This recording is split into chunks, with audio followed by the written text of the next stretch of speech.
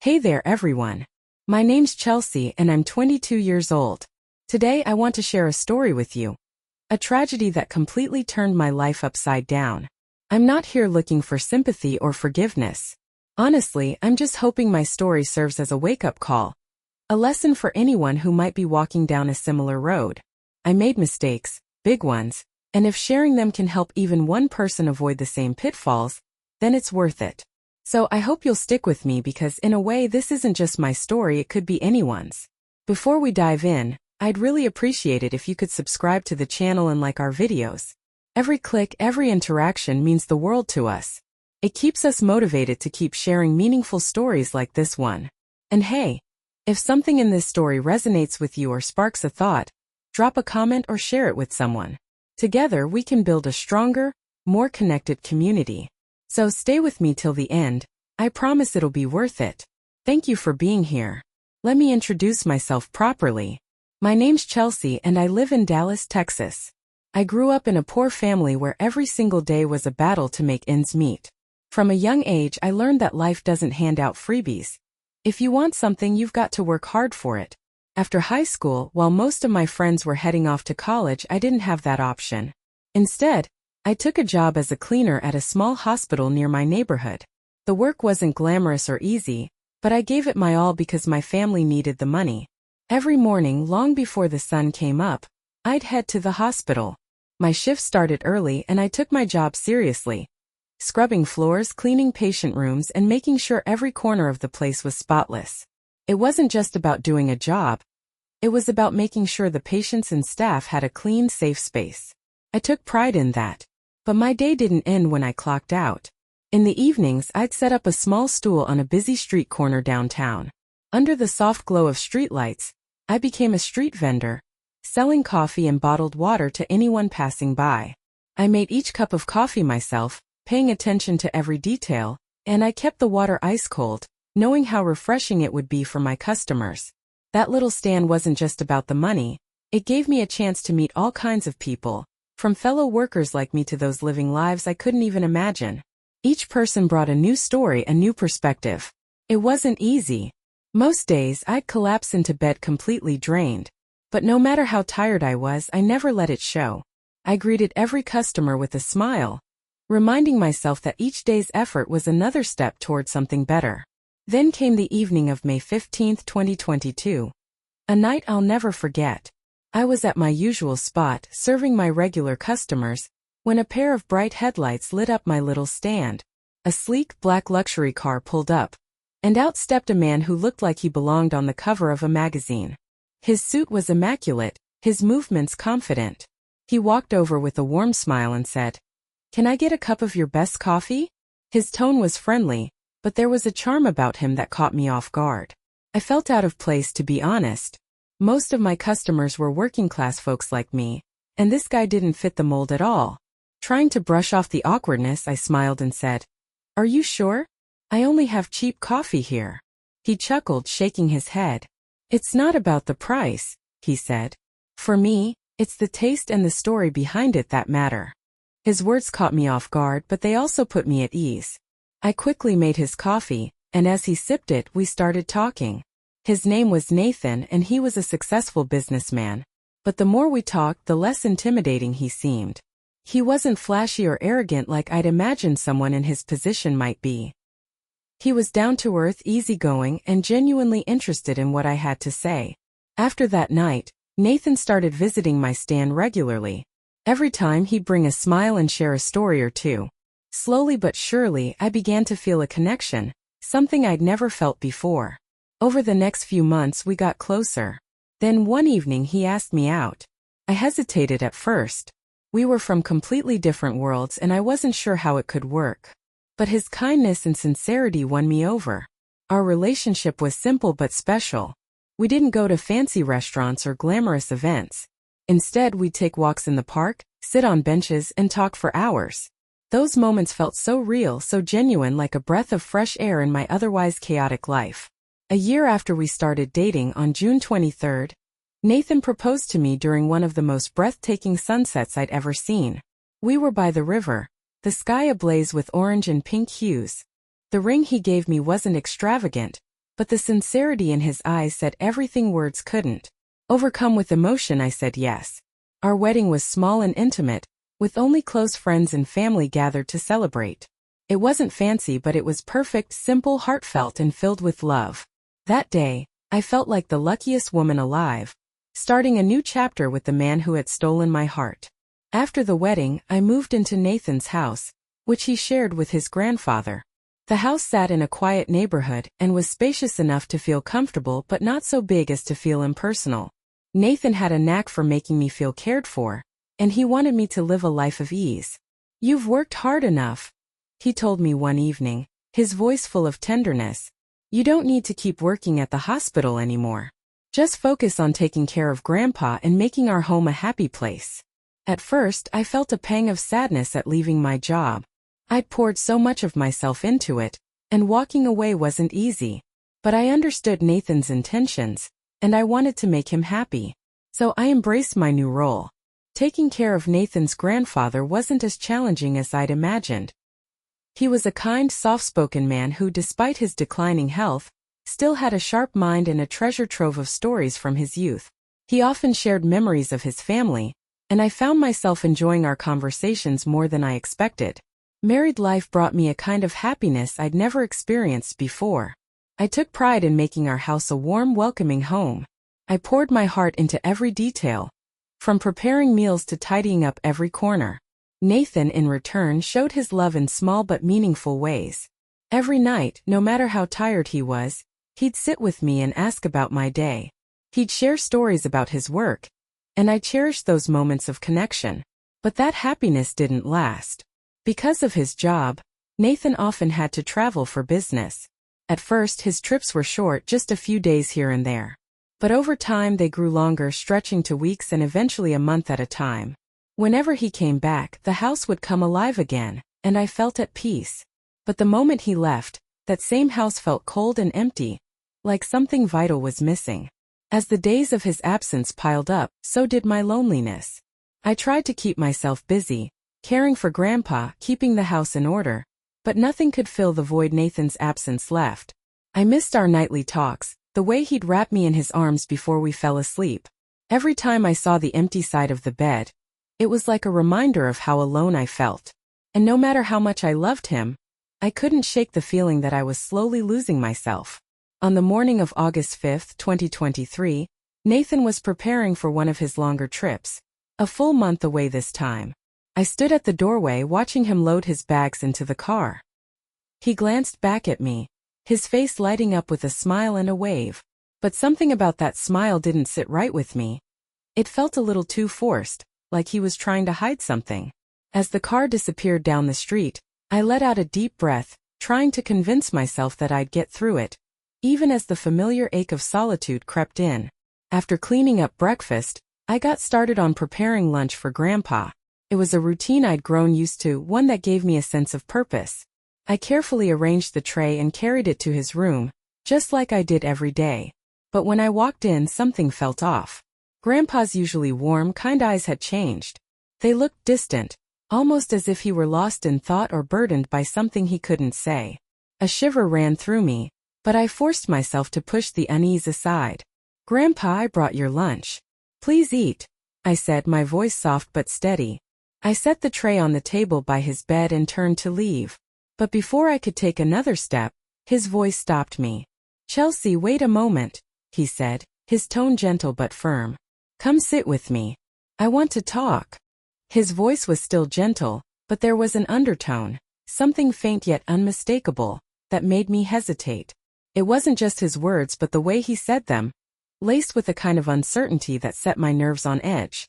Still, I couldn't bring myself to walk away. So I sat down across from him, trying to steady my thoughts. At first, the conversation was as ordinary as ever. He talked about Luke's, Dominic's childhood, retelling family stories I'd heard countless times before. I nodded along, forcing a polite smile, pretending to be as engaged as I could manage.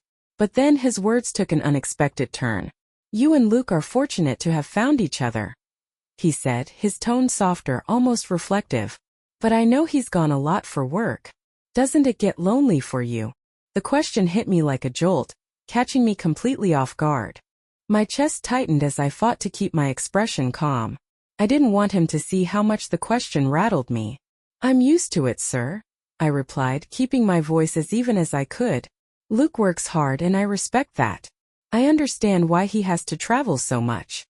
He nodded slowly, but his gaze lingered on me in a way that made my stomach churn. It wasn't the kind of look you expect from a grandfather.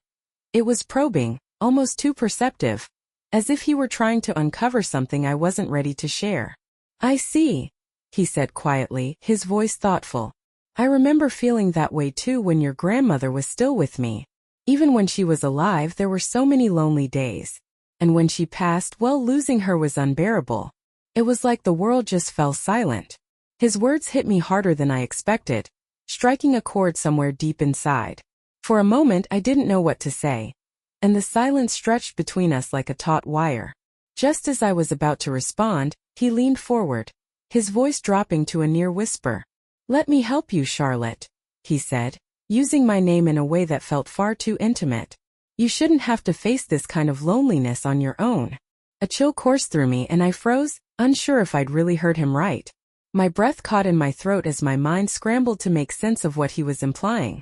What are you saying?" I stammered, my voice barely audible. Before I could react further, his hand shot out, wrapping firmly around my waist. His grip was strong, too strong, and the suddenness of it sent my body into a state of shock. "Don't be scared, Charlotte," he murmured, his voice oddly soothing but entirely wrong. "You don't have to feel so alone anymore." Panic surged through me like an electric current. My heart pounded in my chest as I tried to push him away, my hands trembling. "Let go of me," I whispered, the words spilling out in a shaky plea. This isn't right." But he didn't let go. His grip tightened, and his hand on my waist felt like a vice, anchoring me in place. The room seemed to shrink around us, and every rational thought in my head was drowned out by the sheer weight of the moment. Somewhere deep within me, a part of myself gave in. It wasn't a decision I made, but rather a surrender to the heaviness that had been suffocating me for months. The emptiness I'd been carrying, the ache for connection, for something to fill the void Luke's absence had left, clouded my mind and dulled my resistance. I don't know why, but I stopped fighting. My hands, once pressed against his chest in defiance, fell limply to my sides. It wasn't acceptance, not entirely, it was exhaustion, emotional and physical, that blurred the lines of what I knew to be right and wrong. The days that followed blurred together, each one darker than the last. Every morning, I brought him his meals, and every time, his eyes held that same unsettling intensity. I tried to keep my distance, desperate to protect myself from whatever was building between us. But the ache inside me, the gnawing, unspoken need to feel something, anything, continued to chip away at my defenses. The more I tried to pull away, the harder it became to resist. My loneliness, my weakness, swallowed every shred of judgment I had left. Deep down, I knew we had crossed a line that should never have been crossed, but the pull of it was stronger than my will to fight back. It was the morning of September 3rd, 2023. A day that began like any other but would unravel everything I had tried to keep intact. I prepared the usual breakfast tray for Luke's, Dominic's, grandfather.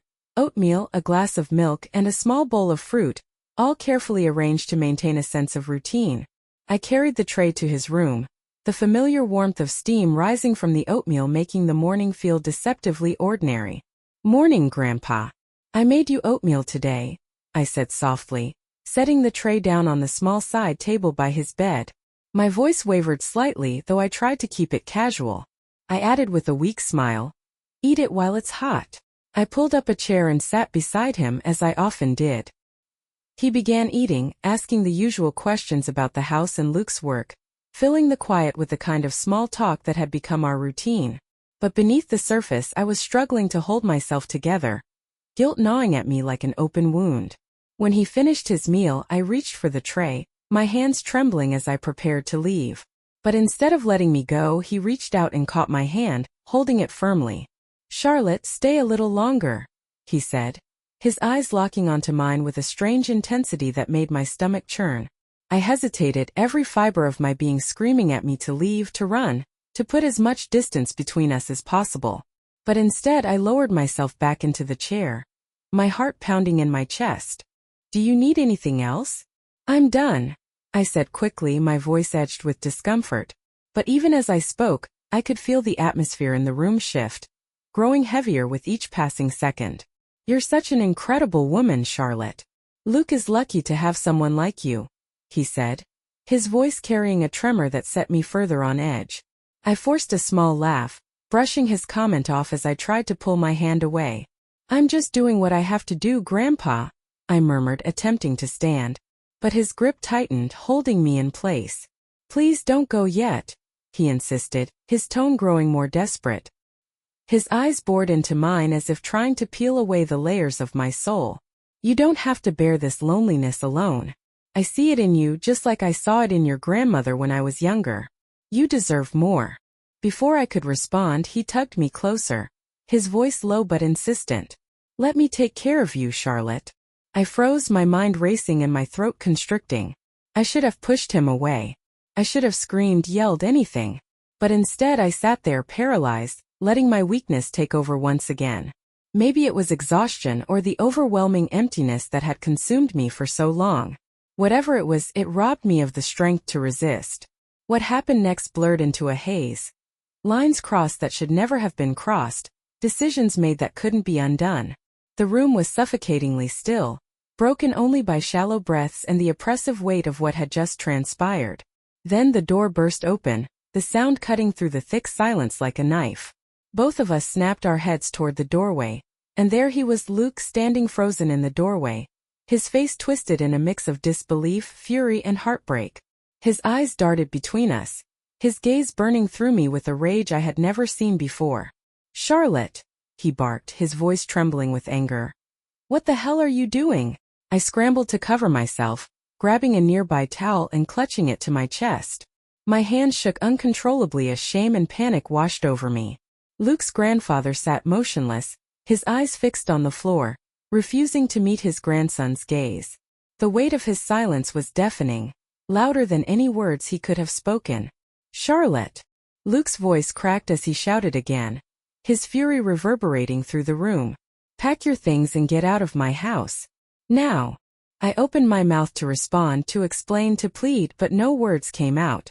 My voice was trapped in my throat, replaced by a lump so heavy it left me gasping for air.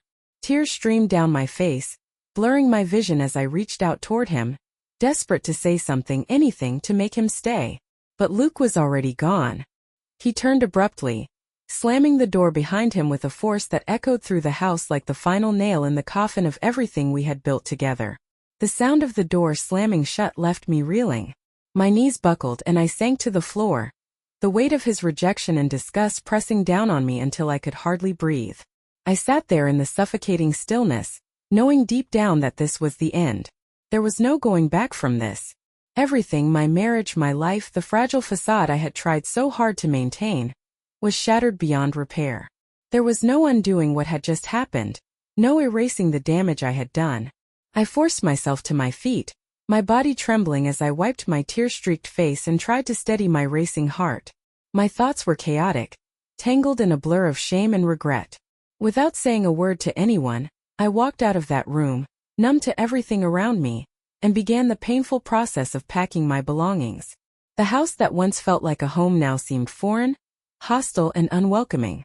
Each step I took felt heavy, final, as though I were leaving behind more than just a place. I was abandoning an entire life. After the divorce, with little more than a suitcase and a few dollars to my name, I found myself standing in the middle of Sacramento, California, a city that felt as unfamiliar as my new reality. I rented a small corner stall on a bustling street, selling fresh vegetables just to scrape by. It wasn't much, but it was all I could afford.